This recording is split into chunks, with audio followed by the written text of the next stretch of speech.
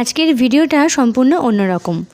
আমরা প্রত্যেকেই জানি বা জেনে গেছি, সারা পশ্চিমবাংলার মানুষ কিন্তু জানেন রানাঘাটের ছোট্ট ফুটফুটে একটি শিশুকন্যা যার নাম অস্মিকা, সে একটি বিরল রোগে আক্রান্ত।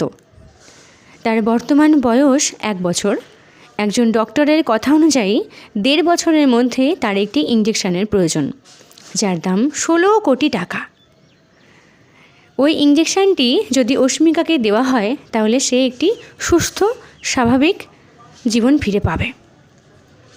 দেখো বন্ধুরা, 16 কোটি টাকা অনেক বড় একটা অ্যামাউন্ট, যেটা সাধারণ মানুষের পক্ষে কোনোভাবেই সম্ভব নয়। আমরা প্রত্যেকটি মানুষ যদি ওর মা বাবার পাশে একটু থাকি, একটু সাহায্যের হাতটুকু বাড়িয়ে দিই, ও একটি সুস্থ স্বাভাবিক সুন্দর জীবন ফিরে পাবে। ভগবানের কাছে আমি এটুকুই প্রার্থনা করছি।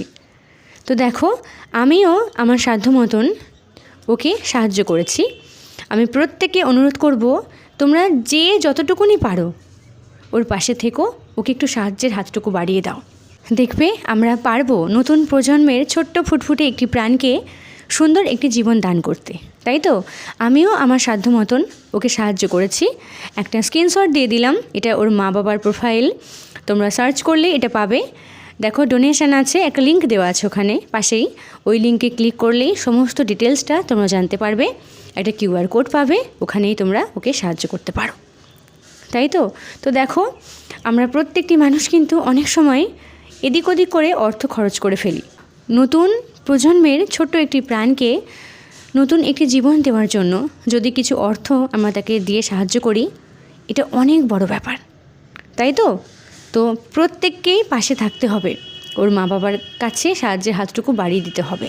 তাহলে কিন্তু অস্মিকা স্বাভাবিক সুস্থ একটি জীবন ফিরে পাবে।